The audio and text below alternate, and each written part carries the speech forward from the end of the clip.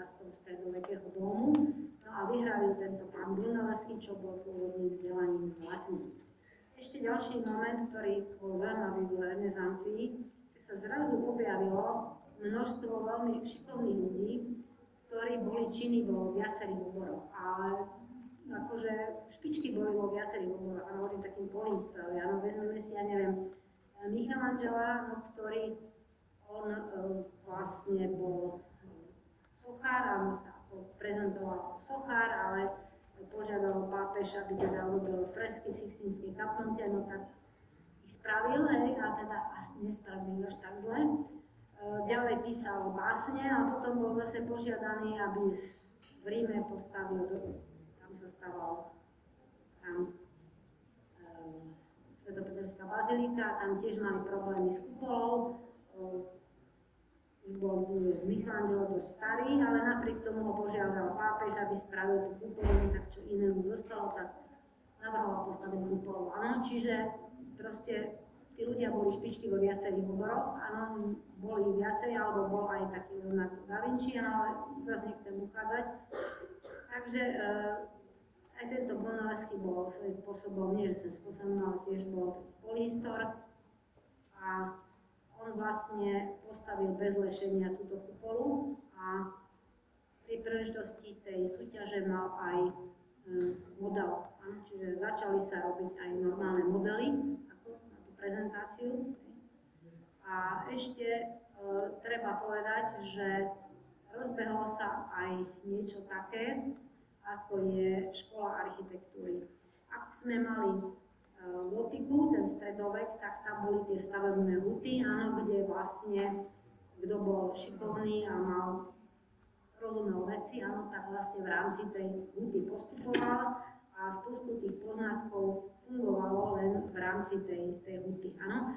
Vlastne v období renesancie vzniká v Ríme, je to prvá taká verejná škola, áno, teda verejne prístupná, isté za peniaze, hoci to tam nemohol študovať, už len to, že ten pobyt v Ríme tiež nebol zadarmo, ale aj skrátka tá škola tiež nebola gratis.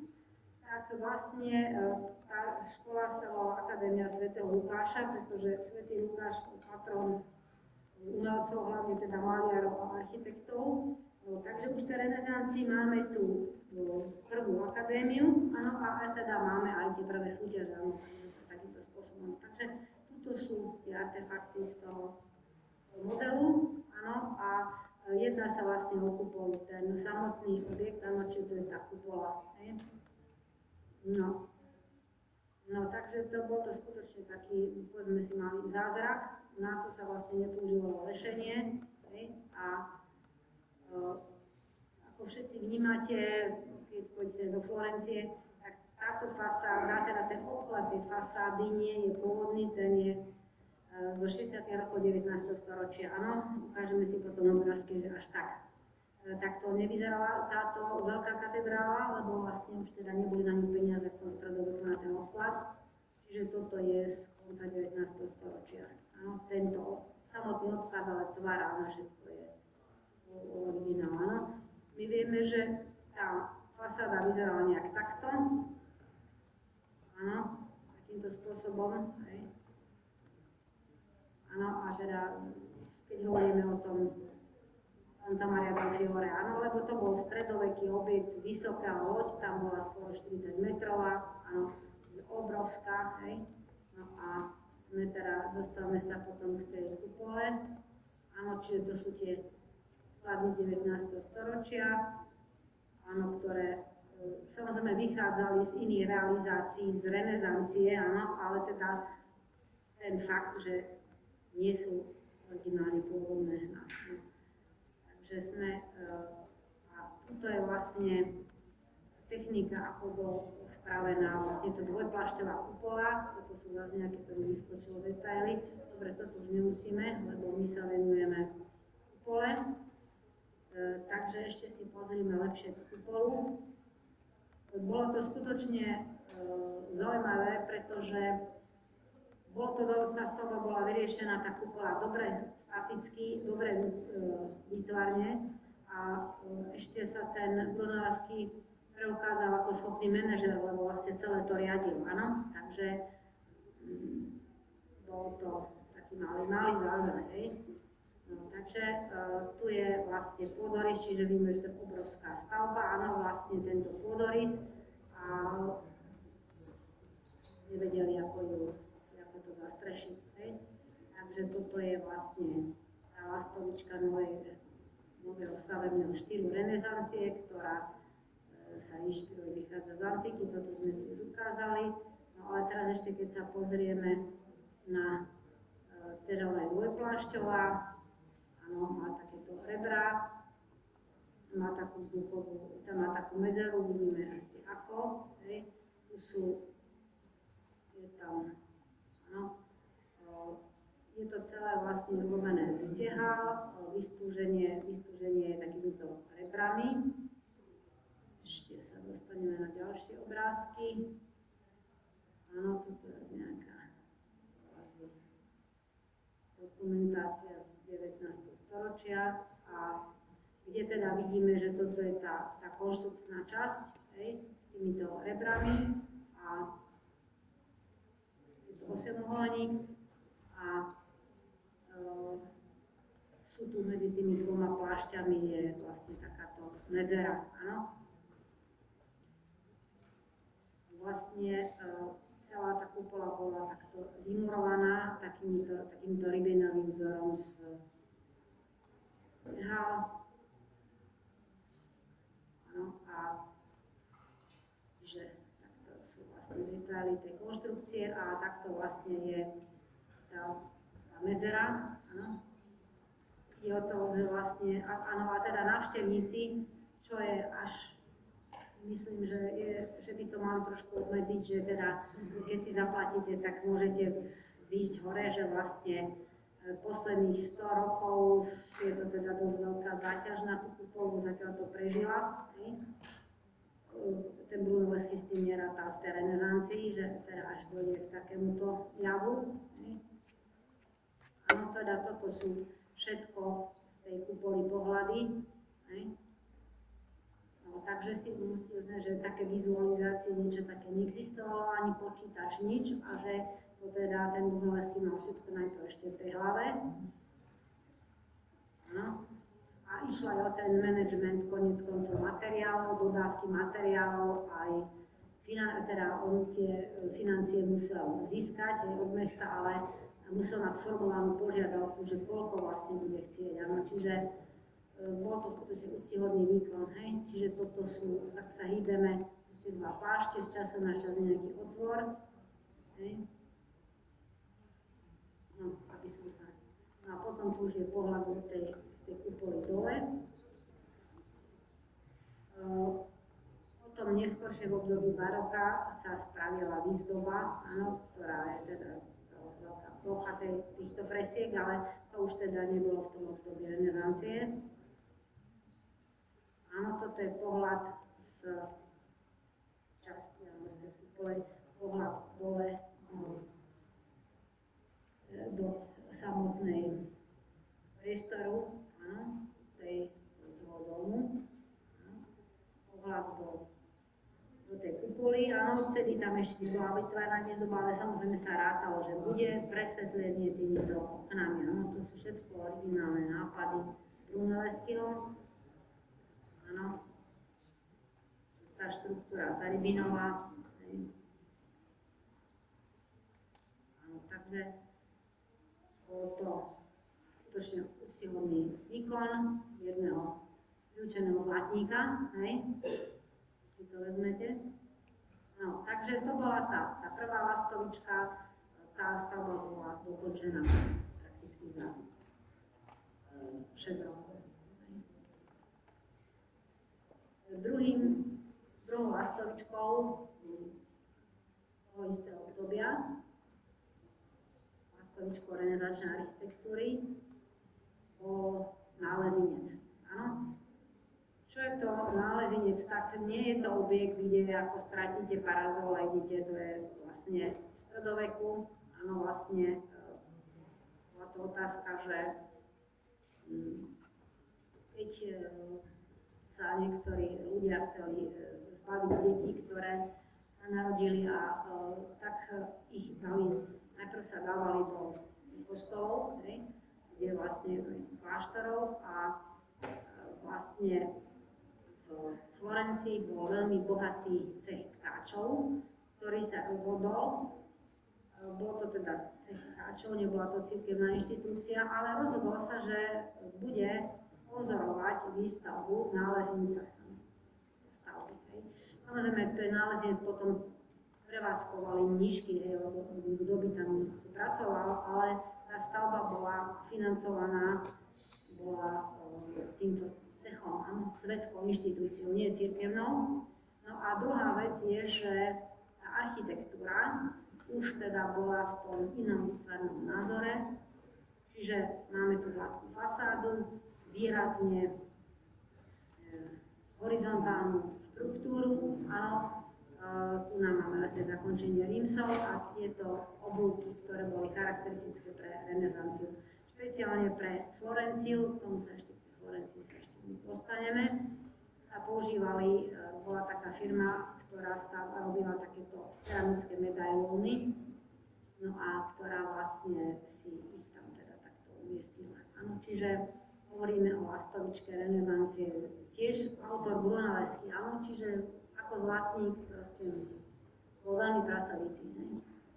No, takže tu máme ten nálezinec, áno, takže je tá loďia, áno, ktorú sme videli na fotografii.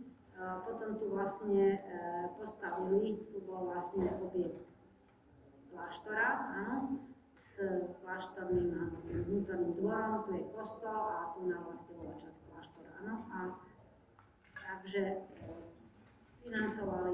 to financované princípom tkáčov, áno, takto zhruba vyzeral ten objekt, v súčasnosti je to už celé múzeum. No a takže tu sú nejaké, už potom zase 19. storočia, takéto nejaké analýzy. Takže tu máme vlastne tieto arkády, áno, a horizontálnu konštrukciu s výzdobou a pohľadu vnútorného dvora. Áno.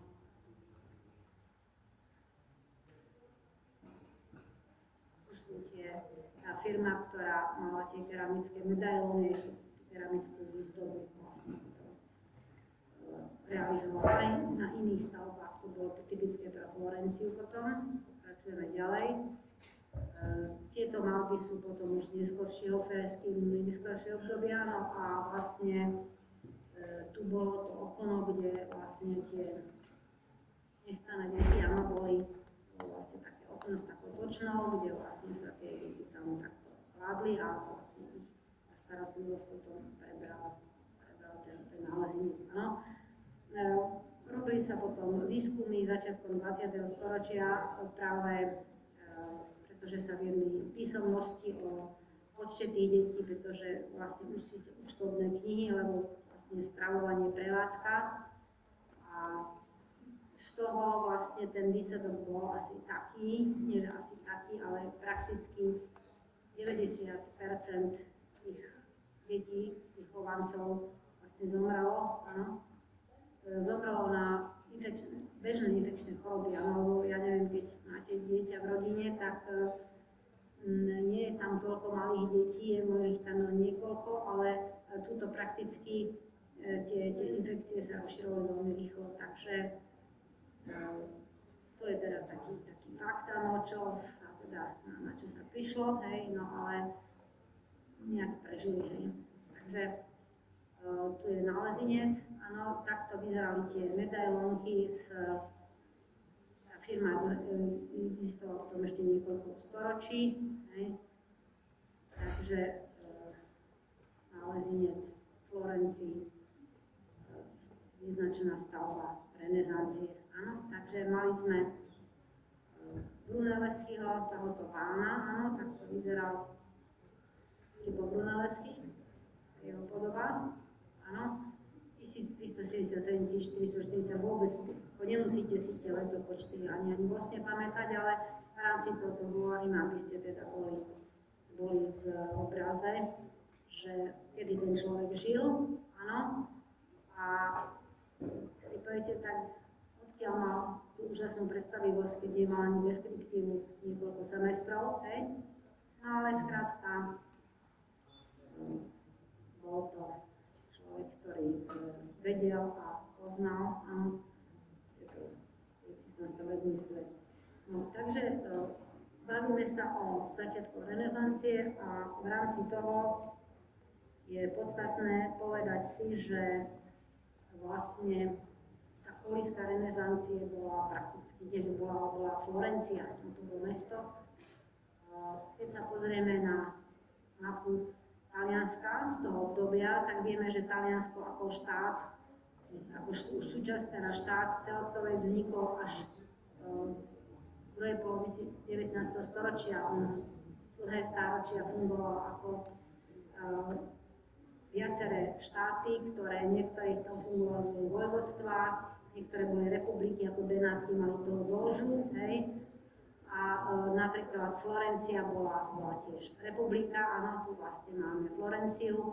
Florencia bola, áno, tu vlastne vidíme len tak orientačne, áno, lebo v priebehu stáročí sa to menilo, ale v tom období zhruba bola tá mapa taká, že vidíme, že tie územie tých mestských štátov bolo, niektoré boli väčšie, niektoré boli menšie, bola tu nám Janov, hej, Benátky, to boli najväčšie námorné veľmoci, ale Florencia bola takým centrom vlastne kultúry, hej, kultúry umenia, hej, sme teda pri tom. Čiže bolo to mesto, ktoré bolo založené ešte v rímskej dobe, áno, v antike. Vlastne bol tu rímsky vojenský tábor, no a potom sa to mesto na rieke Arno malo dobrú polohu, tak sa rozrastalo.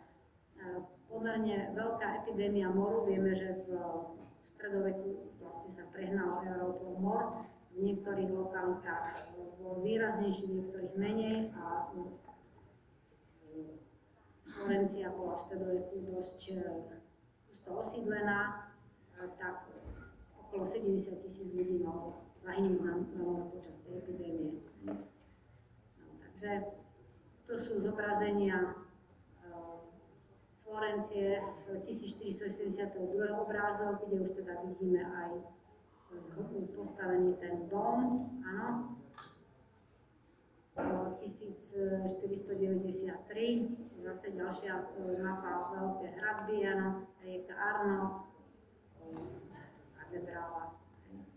No a potom tu sú obrázky, ktoré nie sú presne z 1490. zachytávajú, čo sa udialo 1498, ale sú nejakých 100 rokov neskôr. Prečo vlastne som tu premietla? Aby bolo vidieť to mesto, áno, že teda majú tu na radnicu, hej, veľké námestie, no a z okolností tu na palujú Salonarov jedného mnícha, ktorý veľmi mal kázania proti pápežovi, hej, ale mňa tu nezaujíma ani tá hranica toho, ale vlastne ako to mesto, to veľké námestie, ako vyzeralo a ako vyzeralo tie domy v meste. A ešte vizuálne, aby ste teda mali predstavu, jak to teda mohlo vyzerať. No, tento obrázok je až zo začiatku 19. storočia, ale na druhej strane zachycuje mnohé stavby ešte v takej staršej podobe, čiže nie je to úplne tak to vyzeralo v tom 16. storočí, ale inú predstavu v tých rytí možno v tých malieb nemáte. Takže tuto je obrázok, ktorý ako je z nejakej štvrtiny 19. storočia, áno, čiže je to tam, to mesto Florencia. No a v týchto mestských štátoch, áno, sme hovorili, že Florencia bola republika, mala význačnú rolu, mali mešťania, áno, nie feudálni mešťania a rodina Medičiovcov sa vyšvihla, áno, boli to predovšetkým bankári, mali sme do pápeža Leva X, ktorý bol tiež z rodiny Medici. Počas tých storočí bolo, neviem, nie niekoľko pápežov bolo z rodu Medičiovcov a teda vysoko postavených cirkevných hodnostárov. A teda hlavne to boli bankári, ktorí sa venovali aj sponzoringu umelcov. Takže to boli vlastne tí významní predstavitelia Medičiovcov, len pre takú kuriozitu veľmi rýchlo, pretože jak to súčasť všeobecného vzdelania, áno, a ktorí vlastne sponzorovali tieto rody množstvo stavebných akcií. Takže teraz to uzavrime, aby sme sa nejakým spôsobom pohli ďalej. No a pozrieme si ešte, áno, čiže my vlastne na tejto hodine sa máme venovať renesancii a baroku. My vôbec nemôžeme vyčerpať, to je veľmi náročná téma, čiže sme si pozreli len tie začiatky, ktoré vlastne boli charakteristické. A ešte v rámci tej veľmi bohatej histórie renesancie si povedzme niečo o Andrejovi Palladiovi, ktorý navrhoval vily pre bohatých mešťanov. A vlastne tieto vily sa veľmi zapáčili, teda v Európe sa stali veľmi populárnymi a sa v niekoľkých ďalších storočiach sa nimi inšpirovali. Áno, Palladio napísal knižku, ktorá vyšla tlačou, tá sa dala kúpiť, vyšla, myslím, 80 krát, bol reprint v rámci Európy v 16. až 18. storočí, potom vyšla aj v iných jazykoch, nielen v latinčine, taliančine, čiže sa veľmi rozšírila a toto bola jeho najslavnejšia vila, vila Rotonda, pána Palladia, a prakticky sa rozšíril niečo také ako palladianizmus, ktorý sa bol potom veľmi obľúbený napríklad na britských ostrovoch, vo Francúzsku, ale aj v Nemecku. Takže, tak by som povedala, taký Brunelleschi a tá kupola Santa Maria del Fiore, tá mohla byť len jedna, no tá sa nemohla stavať všade, ale vlastne takéto vily sa potom rozšírili a stali sa, chcela by som povedať slovo masovi, to je ako škaredý výraz, ale bol inšpiráciou pre stavby, ktoré si začali stavať bohatí mešťania v blízkosti miesta, lebo tie stredoveké mestá neboli na ten bežný život vždycky zdravé celý rok, tak na leto si stavali vily. A Andrea Palladio, teda on je autor viacerých víl, ale táto Villa Rotonda sa nachádza vo Vicence, to je nedaleko, krajine nedaleko Benato, bola zrealizovaná v roku 1571 a stala sa takým evergreenom v európskej architektúre. Áno, keď sa na ňu pozrieme, tak vlastne on teda vydal publikáciu, kde v tej publikácii sa venuje analýzam starých, teda gréckych, teda hlavne rímskych pamiatok, ale má tam aj, propaguje tam aj svoje stavby, áno. No a tuto je tá vlastne tá jeho vila, áno. Keď sa tam vlastne na to pozrieme, tak je to veľmi formálna stavba, veľmi formálna a prakticky má veľmi teda pekné proporcie. Dneska by sme to povedali, to vlastne nebola bežná vila, áno, to bol vlastne taký víkendový domček, ktorá vlastne nebol už ani celý, nemal by sa, nebudem s tou kritikou, poďme sa baviť, ako čím to teda tí ľudí načínalo, tých architektov. Sú tu určité proporcie, áno, vlastne sú tu dve osy súmernosti a to je takýto pôdorys na 4 svetové strany. Najmä napríklad v Anglicku, kde sa tento pôdorys zapáčil, tak bola otvorená len na 2 svetové strany kvôli klíme. Áno? Takže Villa Rotonda ako taký nedostížný vzor a inšpirácia pre architektúru vila. Takže vyzerala veľmi, veľmi pekne tá vila a tuto je Andrea Palladio, áno.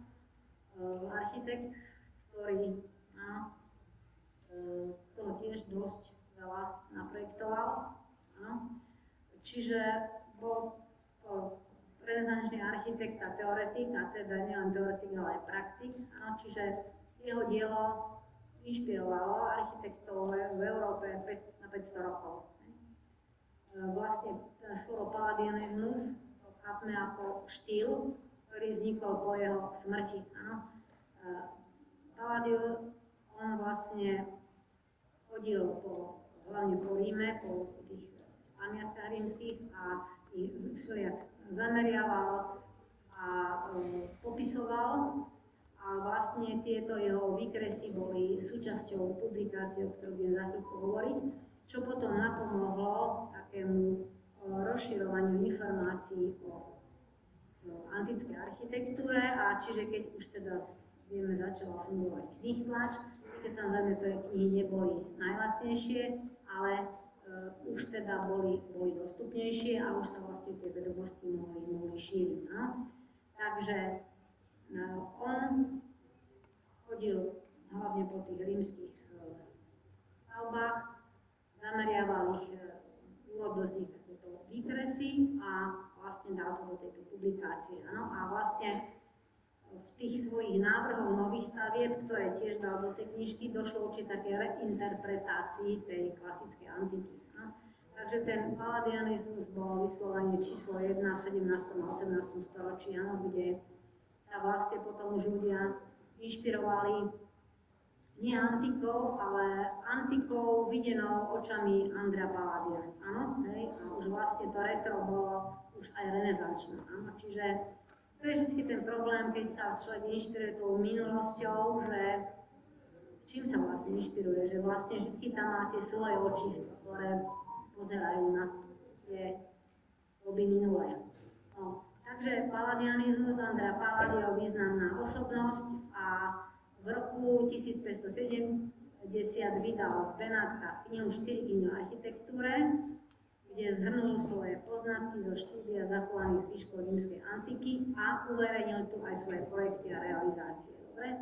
Vieme, že nielen navrhol, ale realizoval zhruba okolo 120 stavieb, kostoly, kláštory, občianske stavby, mestské paláce a teda prímestské víly, 42 objektov a mosty. Z tých prímestských víl sa ešte sú aj viaceré študované, ale vlastne tá číslo 1 bola tá rotonda. Nejdeme si ukazovať tie ďalšie, lebo vlastne by sme to nestihli, ale vlastne tou inšpiráciou sa stala vlastne práve tá rotonda. Hej? No, takže tu je vlastne titulná strana Palladiovej knižky, 4 knihy o architektúre, ktorá bola vydaná v roku 1570, áno, a ktorá sa stala skutočne takou učebnicou architektúry pre architektov. Áno, sme hovorili, že jednak už v renesancii začali byť prvé školy, áno, že už tam neboli vlastne tie vedomosti, ktoré mali v rámci tej stavebnej huty. No a prakticky tá knižka vyšla, nie všetci si mohli dovoliť architekti cestovať, to bolo veľmi náročné také cestovanie a tak niekedy preto štúdium, pokiaľ sa nedostali do tej cudziny, áno, tak im musela stačiť táto knižka a sa vlastne takto inšpirovali. Áno, čiže to by som chcela tuto je jedna z množstv stavieb, ktoré postavené ako ilustrácia. Bola taká polifunkčná mestská budova vo Vicence, len pre tú zaujímavosť, že tento motív, ktorý on použil, ten sa stal tiež, tak sa zabehal a potom to vlastne v Európe sa tento motív používal na množstvo stavieb. No, takže nechcem podrobnejšie sa sklznúť do analýzy jeho práce, lebo to bude niekedy budúci rok, len teda, aby ste si to dali do určitého kontextu, že nie len 5-vetová ilustrácia nejakej otázky, hej, ale vlastne, aby ste to videli v tom kontexte. Na tu je príklad, áno, napríklad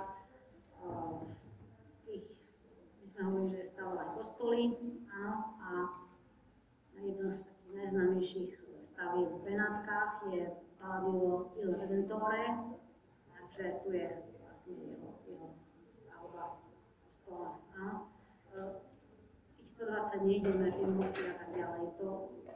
My sme v tom názore, že my sme len tak jedno trochu dvierka pootvorili, čo sa týka renesancie, áno, do toho úvodu.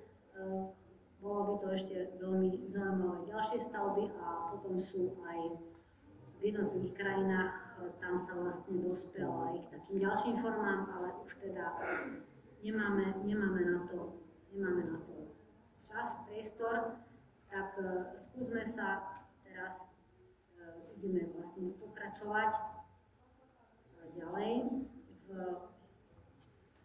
našej prednáške a ideme si povedať niečo o upevneniach. No, takže my vieme, že vlastne každé mesto malo upevnenie, dediny neboli upevnené, ale teda aby to mesto prežilo, tak malo upevnenie. To viete, že tie upevnenia mohli byť jedno plášťové alebo dve plášťové, to ste už preberali keď ste sa mali gotiku, s tým, že vlastne kým prišlo k použitiu pušného prachu, tak vlastne tá snaha bola, aby tie múry boli čo najmasívnejšie a čo najvyššie. Áno? Až kým sa ten pušný prach nezačal rozširovať výrazne, tak vlastne pušný prach nenašli v Číne, áno, a vlastne predpokladá sa, že už pri vpáde ako mongolských vojsk do Európy došli k nejakému použitiu zo strany Mongolov, niektorých začali používať pušný prach, hej, a potom to boli hlavne teda Arabi, ktorí vlastne študovali tieto prvé zbrane a znamenalo to úplne zmenenie ich fortifikácií. Áno, vlastne v antike a v stredoveku do použitia pušného prachu vlastne tie stavby mali mať fortifikácie mali mať čo najvyššie múry, áno, a prakticky tá logika sa zmenila, áno, čiže tie fortifikácie nezávisia od slohu, že barokový, renesančný a gotický, ale závisia od použitia zbraní, áno, čiže od toho, jak sa začal ten pušný prach používať, tak veľmi rýchlo sa tie zbranie vyvíjali, áno, toto sú ešte zhruba od takého 10. storočia sa v tej Číne začali používať tieto prvé diela, áno, by sme to nazvali, hej. Áno, takže tu sú ešte z nejakých čínskych materiálov a tuto je nejaký príklad takého kanónu, áno. Je fakt, ďalej sa používali, áno, aj granáty, áno, ktoré teda sú keramické, hej. Teda to prišlo z Číny, hej. A tu je návod na výrobu toho pušného prachu, áno, vieme, že z Číny prišli aj rakety, áno, vlastne, áno, a tuto sú potom replika neviem, ktorý arabský vládca, vlastne potom to sú nejaké repliky tých arabských kanónov, áno, v rámci križiackých výprav sa došlo aj k tomu, že sa tie poznatky o zdokonalovaní zbraní, áno, rýchlo šírili, áno, takže prakticky, áno, už ku koncu obdobia gotiky už teda začali fungovať iné pravidlá pre opevnenia, áno, takže tu si treba vlastne povedať. Čiže vieme, že teda každé mesto malo upevnenie, no a jak sa rozšírili tieto palné zbranie, tak sa musela zmeniť aj logika opevnení. Áno, takže Podstatné bolo to, že tie opevnenia,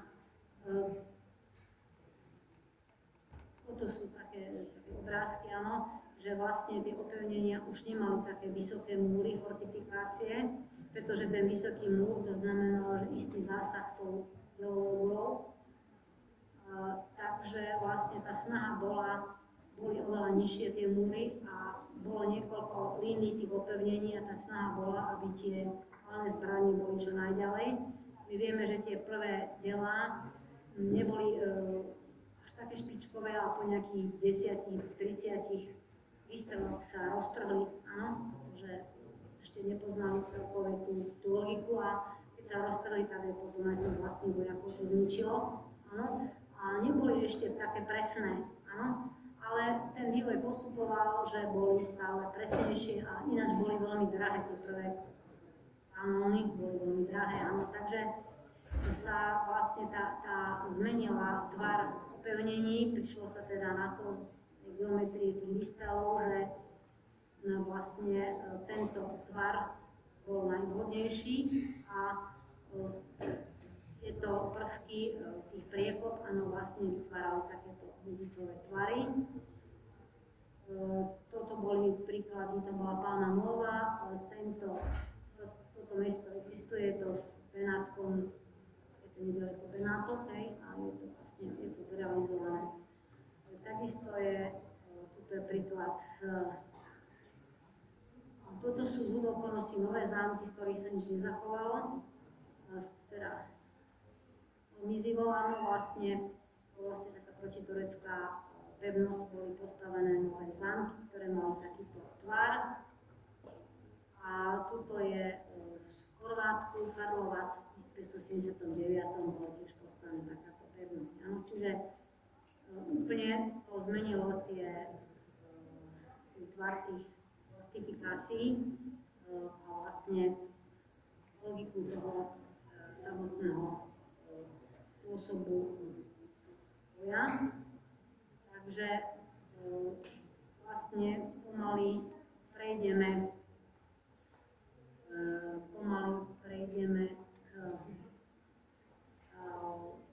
nebudeme si všímať tie slohy, áno, vlastne povedať si, že je to renesančná baroková pevnosť, to je síce teda pravda, lebo to bolo v tom období, ale podstatný charakter je to, že ako sa vlastne veľmi rýchlo vyvíjali tie zbranie.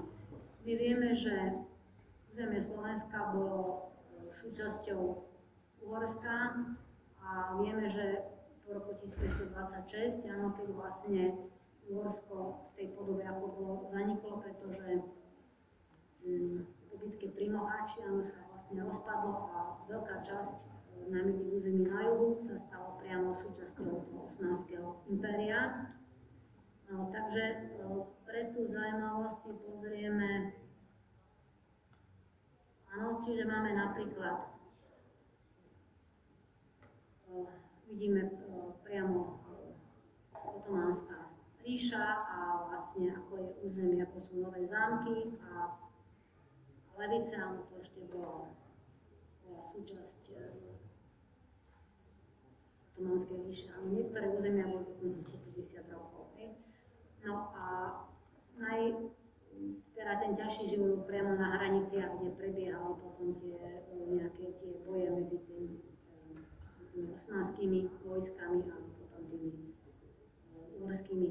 No tu sú rytiny, pevnosti, áno, tuto máme vlastne pohľad Komárno, áno, kde vlastne boli pozvaní talianskí vojenskí inžinieri, áno, ktorí postavili Pietro Ferragosto, áno, ale samozrejme to bolo v 1541 ešte obdobie renesancie, ale potom sa ďalej tam stávali pevnosti, áno, čiže tento obrázok, je to teda Dunaj, možno budete teda prekvapení, lebo dnešní návštevníci Bratislavy vidia, že ako ten Dunaj rýchlo tečí, asi povedia, tak jak tu mohla byť nejaká plachetnica z Veslany. Tak zabudnite na to, že tá rieka je teraz regulovaná a tečie veľmi, veľmi rýchlo. Ona tiekla oveľa pomalšie vlastne vytvárala tie meandre, v zime zamrzala, takže vlastne sa dalo v určitých úsekoch ísť aj na plachty, aj vesla. No ale tak samozrejme nebolo to nejaký veľmi, najmä keď ste šli proti prúdu, áno, tak ste museli, ako nebolo to také ideálne, hej. No ale proste, že je to originálny obrázok, áno, tak to vlastne vyzeralo a to je tá vlastne pevnosť. Áno, hlavne to boli talianskí vojenskí inžinieri, ktorí stávali pevnosti. Tu je, to je taká kuriozita, tá osmanská armáda bola organizovaná, mala také, samozrejme boli väčšie útvary, ja tie turecké názvy neviem, ale tie najmenšie útvary boli organizované podľa takého kotla, áno, že nejakých 10-12 strávnikov bol na jeden kotol, a čo boli tie najmenšie jednotky. Takže oni teda si dali záležať na tom, aby mali čo najlepšiu stravu. Čiže to len, akože keby takéto obrázky, keď vidíte, tak to súvisí s celou organizáciou. No a tu je obrázok, to je vlastne v dnešnom Turecku, keď oslavovali výročie dobytia Konštantinopolu, tak to vlastne bola taká veľká show a tu sú repliky toho. Tá janičiarská armáda mala takéto uniformy, áno, takže aby ste si robili predstavu, že ako to vyzeralo v tej renesancii, áno. Tuto je potom aj šticanie, neviem ktorého talianského maliara, áno, čiže to vyzerali tie armády. No a tu je mapa, kde vidíme to opevnenie nových zámkov, áno, ktoré vlastne už teda reaguje na tie najnovšie poznatky z palných zbraní. Áno, nové zámky takto skutočne vyzeralo, ale nič sa z toho nezachovalo, takže to nie je fantázia. Tam stále Giulio Ottavio Baldigara, zase talianskí vojenskí inžinieri, tak to vyzeralo. Hej. No, toto teraz sa nebudeme baviť a to sú nie. No, potom tu sú nejaké takéto upevnenia, hej, ktoré sa stávali.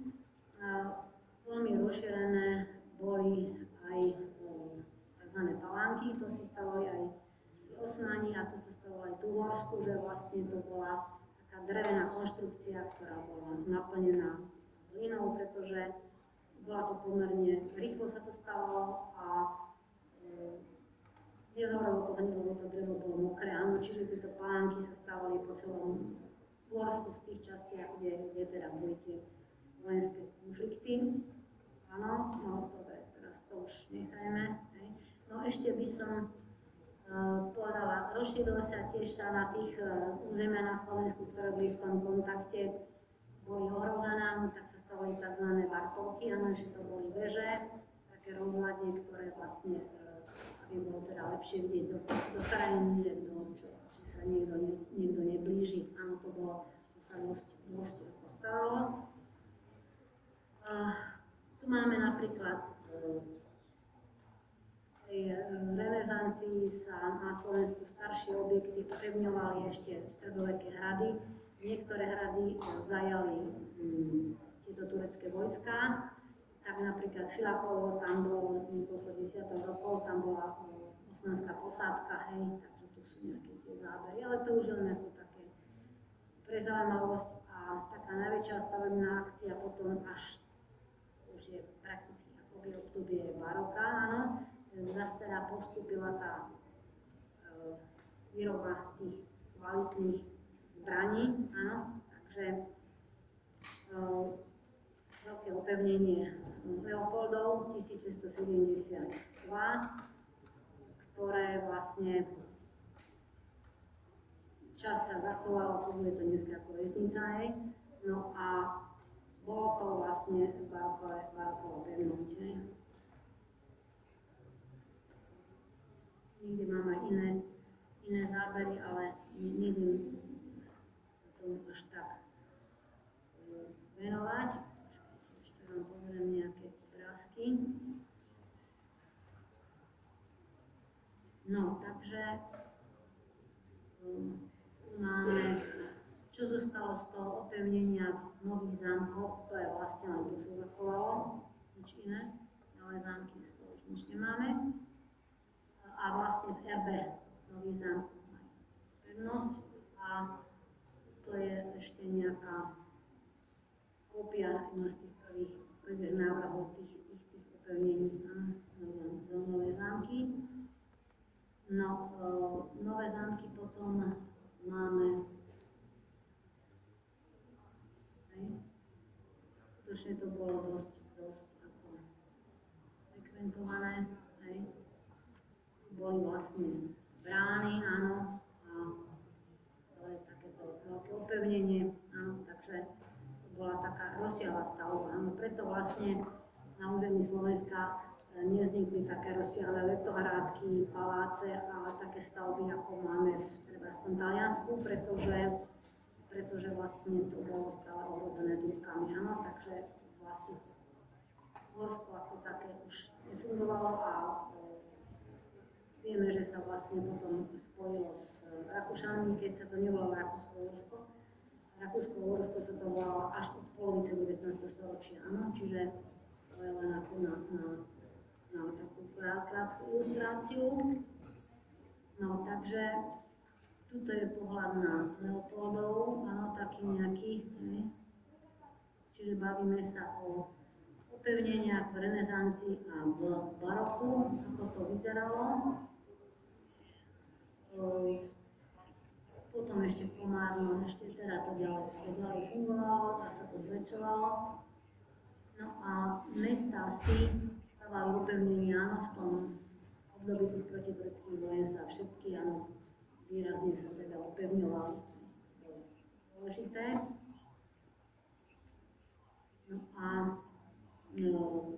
ešte by sme si mohli k tomu, aby to mohlo, aby som sa zase nejakým spôsobom nestratila určité momenty, musíme preskočiť, lebo nemáme na to čas. Áno, takže tu sú príklady tých schematicko-barokových opevnení. Toto je napríklad opevnenie Brna, áno, to už je zlikvidované.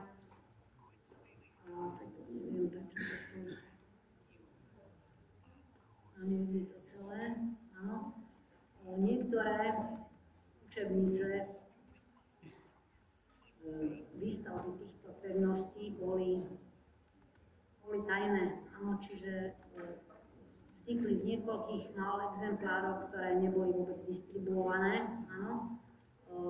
Povieme si tam o jednom francúzskom inžinierovi, hej, a jednak o nemeckom inžinierovi, áno, myslel Daniel Spequin, hej.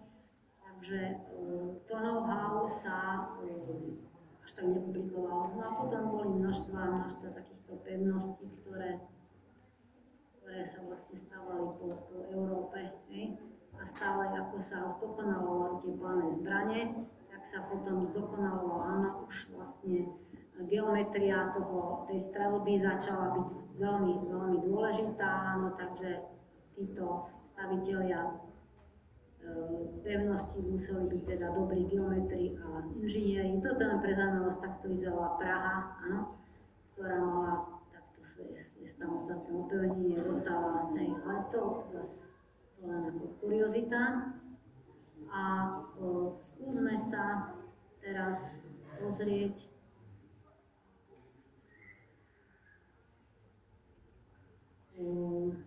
keď sa teda bavíme o tých pevnostiach, tak mali by sme si niečo povedať o takého európsky významnom inžinierovi, ktorý sa volal Vauban, ktorý fungoval v službách francúzskeho kráľa a ktorý sa preslávil stavbou pevností, ktorý postavil desiatky nových pevností, niektoré renovoval a tiež časť jeho poznatkov nebolo v tej dobe prístupných bolo to vlastne vojenské tajomstvo. Áno, takže tu je tento pán Vauban, áno, ako Sébastien Le Prestre Vauban, áno, ktorý bol, áno, vlastne, tuto sú jeho taká nejaká schéma, akým spôsobom on stával pevnosti, áno. Jedna z najznámejších jeho pevností bola Nový Brisach, áno. Nakoniec dostávaný po jeho smrti, ale teda rozbehol sa tie stavby už za jeho života, ktorý veľmi rozpracoval výstavbu tých pevností a zohľadňoval aj krajinu, aj spôsob boja, áno, a takisto ochranu mostov a týchto predpolí. Takže to bolo veľmi dôležité. Takže tuto je Vobanové, áno, tam on je vlastne autorom 120 pevností, áno, takže to. A na druhej strane sa on aj zúčastňoval bojov, že nebol taký kabinetný vojak, ktorý by to všetko riešil z nejakého svojho kabinetu, ale bol vlastne aj aktívne fungoval v tých bojoch, takže to bolo také zaujímavé. No a tuto sú jeho príklady, áno, vlastne tá geometria, tie jednotlivé prvky, zasa nemôžem ísť do toho detailu, ale tam sa boli prvky, ktoré v tej pevnosti každý mal svoj názov, svoju geometriu a svoju funkciu, áno, takže bolo to dosť premyslené, áno, čiže netreba to brať ako, že to je nejaká baroková ozdoba, nie, to bol veľmi tvrdý a tam boli veľmi tvrdé vzťahy geometrie, áno, a toho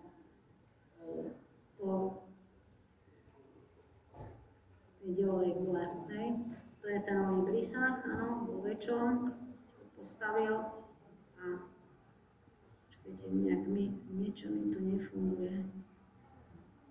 Pocit, že mi skončí za chvíľu baterka, neviem prečo, tak aby som, neviem, tak za chvíľku skončí, ale ja som to dala normálne, uvidíme, keď to skončí, tam niečo budem vymýšľať.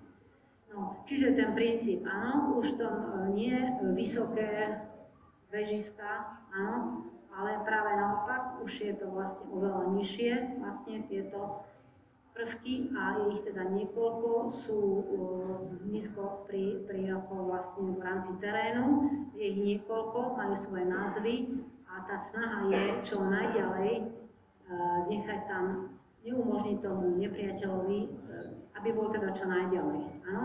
Ale vieme, že logika vývoja šla tak, že už keď prišlo obdobie klasicizmu v tom 18. storočí, už boli také, už v klasicizme sa nestávali opevnenia, lebo tie diela boli už tak ďaleko nosné, že už nejaké opevnenie tomu nepomohlo. Takže práve naopak od klasicizmu sa už potom tieto, čo sa týka miest, áno, keď to mesto malo svoje opevnenie, tak už sa vlastne zbúrali, pretože to bránilo rozvoju mesta. Áno, že už potom boli pevnosti, kde to nejak sa snažili riešiť, ale to gro, tie bežné sídla už prakticky prestali stavať tieto opevnenia, lebo už stratili tú funkciu, pretože vývoj tých zbraní išiel už takto ďaleko. Áno, čiže v tom na konci renesancie, na začiatku baroka už sa teda znižujú tie, tam sme si premietali pred pár obrázkami, ešte ste videli Konštantinopol, obrovské vysoké mohutné hradby, áno, tak vlastne v tom baroku je to už takéto nízke, až to teda potom úplne skončí. Neviem prečo to. Mám to tu. Tak potom, keď to skončí, budeme to riešiť. Dobre, takže to máme vlastne to opevnenie, ktoré vlastne tu je, hej, čiže Vauban, francúzsky vojenský inžinier a maršal, hej. Takéto jeho opevnenia, áno. No, toto sú príklady z Francúzska, áno. Čiže to sú tie schémy a priečné rezy a potom tie jednotlivé prvky. Tá geometria má svoje presné uhly, čo to ako vlastne bolo a ako sa to vlastne tie prvky nazývali, áno.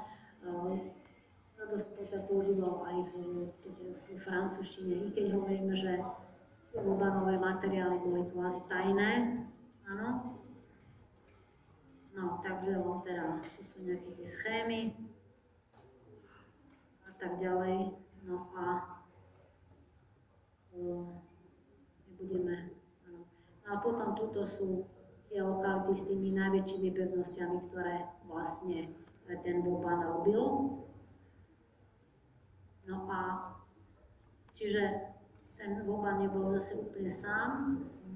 Potom sme mali takého pána z Holandska. Dúfam, že jeho meno poviem dobre. Kehorn, áno, ktorý tiež staval pevnosti. Bol skutočne protivník Bobana a on sa ešte zapodieval konštrukciou diel, áno, takže akože dokonca jedno dielo sa, áno, tuto je Kohanova upevnenie a tuto je vlastne tie jeho diela, áno, ktoré sa potom boli pomerne jednoduché, boli pomerne ľahké a boli teda dobre navrhnuté, takže sa používali veľmi, myslím skoro do začiatku 19. storočia, nie som si presne istá, áno, hej, pretože ten moment bol taký, že neboli až také ťažké, áno, to znamená, že ten voz, ktorý ho ťahal, neboli až teda také ťažké, áno. Čiže to bol zase taliansky inžinier, áno, ktorý bol jeho protivníkom, čiže sa to rozbehlo. A ešte máme toho Speklina, Nemca, no, ktorého knižka tiež ako vyšla o pevnostiach, áno, a ktorá tiež nebola, ktorá bola tajná v tej dobe. No. Takže to by bolo k tej výstavbe pevnosti. Áno, tuto je tá Speklinová kniha Daniel Speklina, ktorý vlastne robil teda tieto pevnenia. No a možno by sme si mali, snad nám vyjde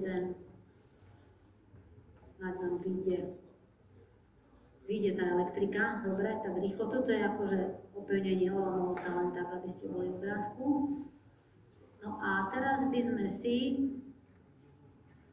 povedali niečo o obliehaní Viedne, áno, Osmanmi. Vieme, že vlastne toto bolo situácia, kedy vlastne bola tá Osmanská ríša sa vlastne dostala až tuto k bránam, hej, Viedne a oni mali, tuto máme Viedeň a oni mali v záujme, ich záujme bolo dobiť Viedeň. Vieme, že boli dva veľké útoky, áno, jeden bol ešte za vlády Sulejmana v 1529, kedy vlastne tá Viedeň nebola dobitá z tých dôvodov, že došlo k úplne atypickej zmene počasia, že vlastne tá armáda postupovala dosť pomaly a dostala sa až v septembri pred brány Viedne a začiatkom októbra začalo byť úplne atypické počasie, že začalo snežiť a v tej dobe sa vlastne, keď snežilo, nedalo bojovať, lebo boli ten pošlevý prachu, čiže vlastne tá armáda odtiahla, áno. No a potom ten druhý útok, teda tento druhé obliehanie bolo v 1683 roku a tuto vlastne vidíme Viedeň, áno, a vlastne vybrala sa veľká armáda z Edirne, pochodovala na Viedeň a Viedeň bola, vieme, že ešte z doby rímskej tu bol vojenský tábor, teda Viedeň mala takú svoju históriu a ten terén okolo Viedne tvoril, ten Dunaj meandroval, nebol upravený, áno, a vlastne toto je situácia, ako to vyzeralo pri Viedni. Viedne mala tieto svoje hradby a takto vlastne vyzeral Dunaj, áno, vyzeral tak aj pri Bratislave, hej. No a tuto máme hradby a vieme, že vlastne, keďže to bolo mesto, tak z hľadiska bezpečnosti určitá časť za hradbami nesmela byť zastávaná, áno, a potom boli tie predmestia, ktoré boli dosť ďaleko. Hej. Takže tuto bola tá situácia vlastne barokovej Viedne a armáda bola pomerne, áno, vlastne tu máme Viedeň. No, na tejto mapke, bohužiaľ, ona je otočená na starých mapách, mnohých je sever dole, áno, čiže ten Dunaj je hore na severe, to by ste, no, čiže je to opačne, hej, teda kvázi hore hlavou, áno. No aj tuto máme sever dole, no a vlastne ako sa bojovalo, áno, tu sú teda masívne hradby, tu je tá časť, ktorá je voľná, tak sa bojovalo dosť, že sa podkopávalo, áno, to znamená, že tá armáda bola veľmi teda veľká, obliehala, už teda prišli skôr, aby teda neprišlo k zmene počasia a vlastne obliehali tú Viedeň a snažili sa, no vlastne to boli takéto, sa podkopávali a ich snahou bolo dostať sa, podkopať vlastne pod hradby, dať tam nejakú dosť veľkú nálož toho pušného prachu a vyhodiť do vzduchu tie hradby, aby sa dostali dovnútra. To vlastne bola ich taktika. Takže keď sa pozrieme, tak vlastne, teda toto už je z neskoršieho obdobia, áno, hej, len aby ste si vedeli, že vlastne bolo mesto a to bola časť nezastávaná a potom boli predmestia tu už zase 19. storočia, áno, čiže teraz sa vrátime ešte k tomu obdobiu toho tureckého obliehania, čiže tu je Dunaj a tu je tá nezastávaná časť a vlastne ako je Korutanská brána, Kertenstraße, tam vlastne sa sústredil ten hlavný útok, áno, čiže tu sa teda takto podkopávalo, hej. No, tam dosť obrancov odišlo, hej, a vlastne panovník Ferdinand I. Habsburský odišiel do Linca, áno, a vlastne tam riadili vlastne časť žoldnierov a dobrovoľníkov riadila tú obranu. Na čele veľkej osmanskej armády stal Kara Mustafa Paša, áno, ktorý vlastne jeho snahou bolo, že chcel tú Viedeň dobiť, ale preto sa snažili tak podkopať, pretože aby zostala nepoškodená, len tie hradby chcel zničiť. Tuto máme nejakú veľkú poradu, ktorá sa konala v Istanbule, Tureckou. On teda v júli vyrazil z Edirne, veľká armáda. Sultán Mehmed II, druhý, niekde podľa toho, či druhý alebo štvrtý, to podľa rôznych historických prameňov sa nazýva tak alebo onak. No a potom vieme z histórie, že vlastne v tejto bitke pri Viedni, že vlastne prišli bola taká dohoda, prišiel na pomoc armáda Jana Sobieského, ináč, kde teda boli Poliaci, boli tam aj ukrajinské regimenty a potom tam boli aj teda nemeckí žoldnieri. Takže to bola, tá armáda osmanská bola oveľa väčšia. Tuto bol veliteľ tej Viedne, áno, toto sú nejaké také žánrové obrázky, to boli nejakí poľskí vojaci. No a tu máme obraz. Vlastne my vieme, že v tej dobe neexistovali fotografie. Už sa zachovali, máme napríklad obrázok, vidíme za chvíľku z novín, áno. Čiže boli ľudia, ktorí sa zapodielili, keďže neboli fotky, teda neboli fotografie, tak boli špecialisti, ktorí bol záznam, ako prebiehala bitka a oni potom robili z toho nejaké obrazy, áno. Takí špecialisti boli treba aj v Holandsku, kde boli námorné bitky a tí špecialisti kreslili tie námorné bitky a oni boli veľmi dobre vedeli, ako taká loď vyzerá, áno, čiže to neboli nejaké fantázie, to malo vlastne takú dokumentárnu hodnotu, áno. Tak aj tu šlo o to, že tie prvé obrázky majú viac menej aj z tejto bitky dokumentárnu hodnotu a potom už po nejakých 200-300 rokov už to bola viacej fantázia. Čiže tu vidíme mesto Viedeň a tu vidíme ešte ten Dunaj nezregulovaný, tu bolo množstvo tých ostrovov, hej. A vlastne zhruba takto vyzeralo. Áno, tu je vlastne to hradby, áno, tu je vlastne sa to podkopáva. Vlastne tie, čo bola časť tej flotily rakúskej odišla a tých pár členov, čo bolo, sa snažili potopiť, aby sa k tomu vlastne tie osmanské vojska nedostali. No a my vieme, že vlastne potom tá armáda, ktorá prišla na pomoc, tá prišla túto z Kalembergu, hej. A chyba toho Kara Mustafa Pašu bolo, že sa dostatočne, on sa mal upevniť, keď robil ten útok, on sa mal upevniť, lebo samozrejme mohol čakať nejaký útok, ale on sa až tak neupevnil. No a to bola jeho vlastne chyba, takže on sa vlastne potom utrpel veľkú porážku. Ano, čiže tie vojska prišli tuto z Kalembergu, áno, tuto sú z 19. storočia nejaké neskôršie zábery, ale áno, čiže takto vyzerala Viedeň, tuto. A to boli tie čo sa podkopávali a veľakrát sa stalo, že vlastne na jednej strane boli tie osmanské vojska, na druhej strane sa tomu snažili tie obrancovia zneškodniť ich, tak sa vlastne hovorí, že oni si, také boli nejaké sú tie správy, že oni si teda položili na zem nejaký bubon a dali tam sušený hrách a teda keď sa chvela zem a nejak to šušťalo, tak si povedala, tak tam sa niekde zakopávajú a snažili sa proti tomu. No? No skrátka, skutočne tie vojska na tú záchranu prišli za 5 minút 12, pretože oni už boli pri tej Korutánskej bašte, tam už mali, už teda tlačili, a keby teda keby bol ešte jeden deň, tak už ju teda vyhodia do vzduchu, už v meste. No, čiže prišla tá armáda na čele teda žoldnierské vojska, na čele bol Jan Sobieský, boli tam tie kontingenty rôzne a vlastne zahnali tých Osmanov na útok. No a potom vlastne toho Kara Mustafa Pašu dal sultán Mehmed opraviť, pretože nebol úspešný, áno, tak ho vlastne hodvábnou šnúrou zaškrtili. Tak dopadlo. No a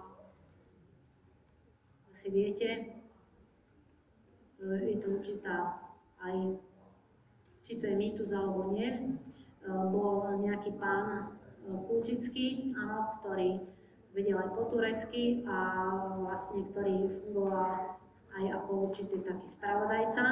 A keď to turecké vojsko ušlo, tak zanechali tam zásoby kávy, ktoré mali, lebo už teda nemali času na tom úteku a on si vlastne vypýtal časť týchto vriec a začal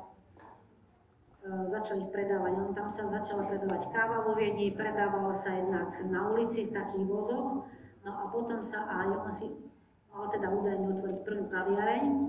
Tie prvé kaviarne boli len pre mužov, áno, tam sedeli a kávu popíjali a tá prvá viedenská kaviareň sa teda volala zu den blauen Flaschen, ako v modrej flaši, hej, a vlastne mali ju prevádzkovať. Takže to bol ten výsledok toho obliehania, druhého obliehania Viedne, áno. Takže tu máme Sobieského, tu máme Leopolda I, Sobieský, áno. No a ešte na takú, a to je ten Kara Mustafa Paša.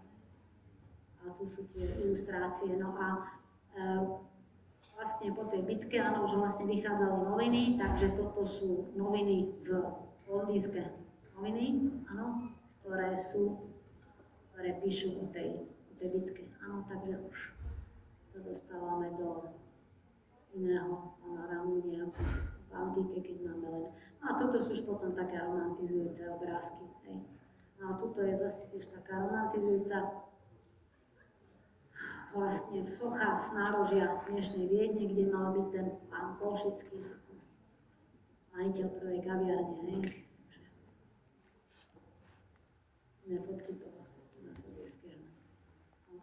Ešte ako takú, nie kuriozitu, ale kráľ Slnko Ľudovít XIV bol v opozícii, teda on bol veľmi proti Habsburovcom zaujatý a on podporoval vlastne týchto Osmanov v tejto vojne proti Habsburovcom. Len ako tak na okraji.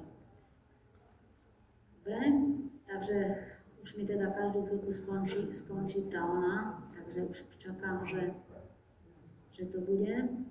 Tak sa mi to podarilo rýchlo. Dobre.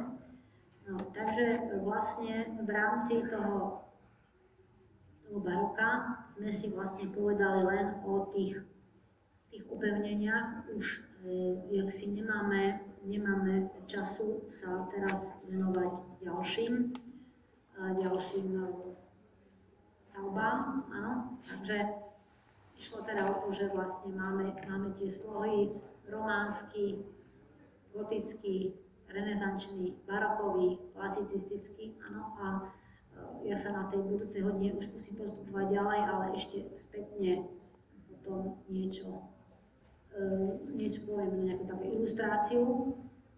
Čo sa týka otázok, tak vlastne tá jedna otázka bude, vymenujte dve stavby, ktoré sú považované za prvé stavby renesancie. Áno, čiže tá odpoveď bude kupola na Santa Maria del Fiore. Upozorňujem, Santa Maria del Fiore je stredoveká stavba. Áno, jedná sa o kupolu, ktorá bola renesančná. Áno, čiže tá lastovička renesancie je jednak tá kupola, áno, a potom ten nálezinec, áno, kde vlastne tie deti tam chovali. Áno, čiže to boli tie prvé dve renesančné stavby. Z okolností to bol práve Filippo Brunelleschi, ktorý tam vlastne bol.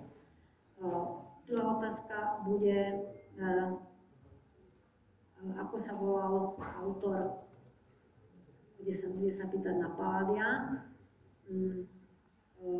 Willy, áno, ktorá mala veľký vplyv na architektov v Európe na výstavbu víl, áno, čiže tá odpoveď bude Andrea Palladio a tá stavba sa bude volať La Rotonda, áno. Prípadne sa ešte môžem spýtať, ako sa volala. Ona napísala iné knihy, ale zase nemáme na to času, ale tá knižka, ktorá mala ten najväčší dosah, boli tie 4 knihy o architektúre. Áno, čiže ešte to sa môžem z toho pýtať. No a potom vlastne bude otázka z baroka, ako sa volal vlastne meno autora tých pevností, áno, kto vlastne sa zaslúžil o rozvoje pevnostnej architektúry. Áno, tak to bol tento pán Vauban vo Francúzsku, francúzsky vojenský inžinier Vauban. Áno, a vlastne tá disciplína boli tí vojenskí inžinieri. Už teda od renesancie začali italiansky, no a tento Vauban bol taký talent. Takže to viac sa pýtať nebudem. Toto všetko ostatné je taká nejaké spojivo k tomu, lebo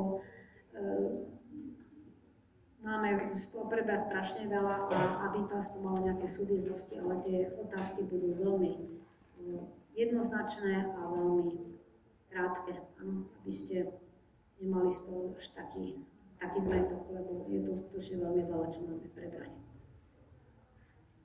Dobre, takže fajn, ešte mi to nespadlo, takže niečo sa ešte chcete spýtať?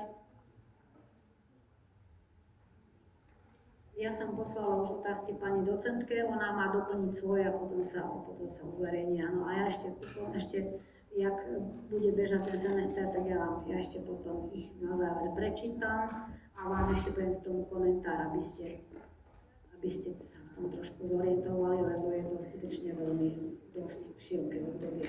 Áno, čiže to je z mojej strany všetko. Je koniec týždňa, tak želám vám pekný víkend. Všetko dobré.